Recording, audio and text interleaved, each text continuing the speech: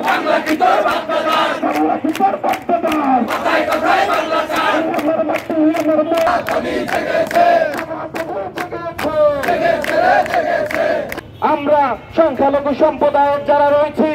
তারা বারবার কেন নির্যাতিত হব আমরাও এই দেশের মানুষ